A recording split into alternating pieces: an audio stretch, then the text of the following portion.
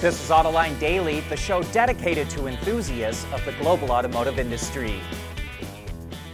It's understandable that President Trump is proud of his new trade deal with the United Kingdom, but GM, Ford, and Stellantis blasted the agreement.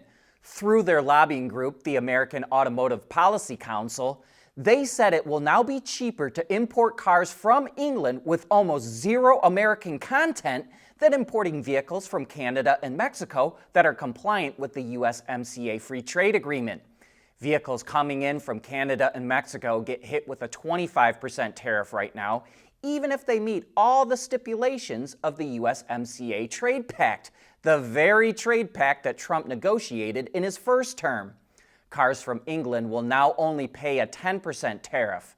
And GM, Ford, and Stellantis worry that Trump will cut trade deals like the one with the UK with other countries, notably Japan and South Korea. Earlier this week, we reported that BMW believes it is going to get some tariff relief by July. And now Audi is saying the same thing. And that will probably make Detroit's automakers even madder. Toyota posted earnings for its 2025 fiscal year, and the results are rather mixed. It sold 9.3 million vehicles globally, which was down ever so slightly. But even with a drop in sales, revenue came in at a whopping $330 billion, up 6.5%. But that wasn't enough to prevent a drop in profitability. It made an operating profit of $33 billion, which is quite an impressive number.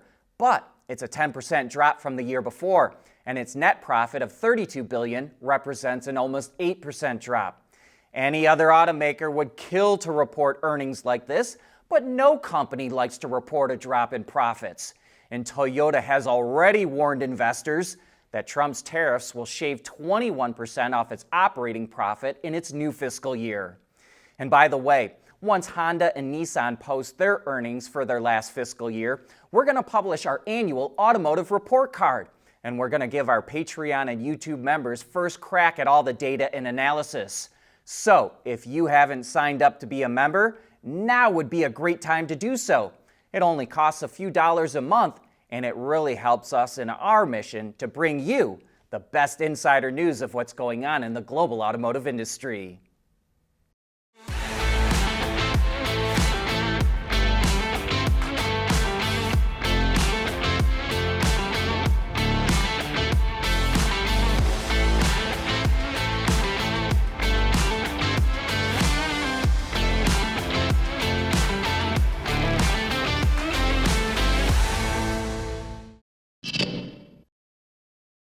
California and 16 other states are suing the Trump administration over ending a $5 billion federal funding program for EV chargers.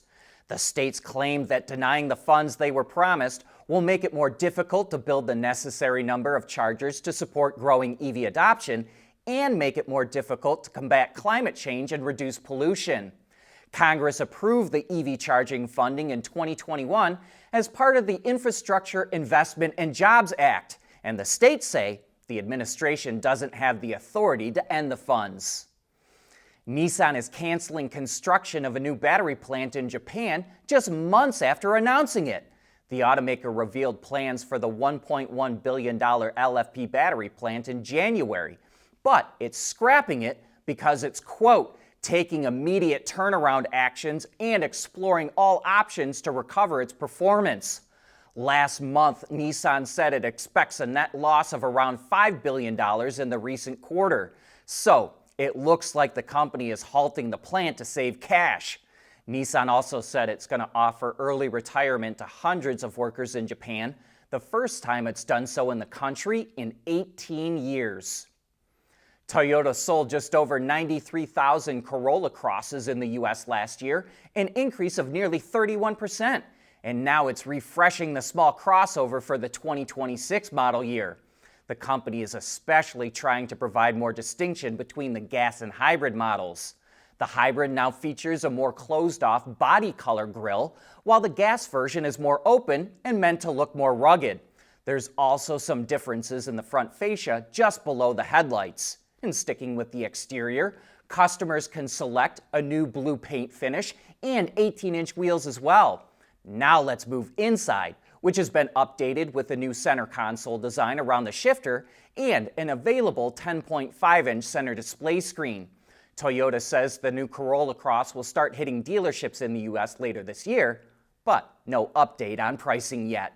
And speaking of vehicle refreshes, Jeep teased the new Grand Cherokee. In terms of design, it doesn't look like there's any massive changes. But the lower part of the front fascia and possibly the hood have been massaged, and the interior center screen gains knobs and some haptic buttons, but loses buttons and knobs for the HVAC system in favor of all haptic controls. Jeep says we'll learn more about the new Grand Cherokee before its launch later this year. Last week, Aurora Innovation announced that it's the first company to operate autonomous heavy-duty trucks on public roads as a commercial business, not as a test project. The trucks are making autonomous deliveries without a driver on board between Dallas and Houston, and they now have covered about 4,000 miles. Aurora says the next step is to validate the trucks for nighttime operation. They currently only run during the day, which limits them to 8-hour shifts. But by operating at night, Aurora can expand to 16-hour shifts, which would be longer than the hours of service humans can drive a truck. In the U.S., truck drivers are allowed to drive a maximum of 11 hours after a 10-hour break. You know, we got a ton of comments about the report of a group of investors that want to bring back Yugo. Many of you are in favor of a car like this. The New Bork Times says, "I'd rock the hell out of that new Yugo. Always down for any and all squared-off compact hatchbacks." But there's some skeptics out there as well. Roughneck Delta worries a bit about charging.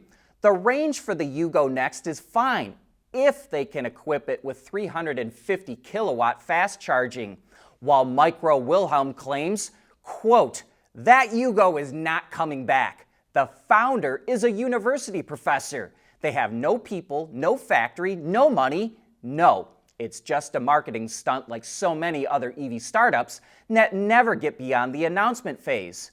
So, let's put this to a vote. What do you think will happen with Yugo? 1. I'd rock the hell out of that new Yugo. 2. The real-world specs of the car will make it unappealing to most consumers. 3. This is just a marketing stunt like so many other EV startups, or none of the above. See my comments below. This poll is only open to our Patreon and YouTube members, but we'll still report the full results to all of you on Monday. And that brings us to the end of today's show. Thanks for joining us, and I hope that you have a great weekend.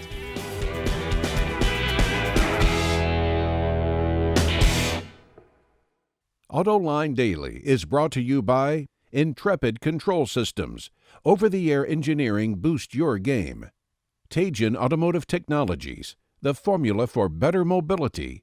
And by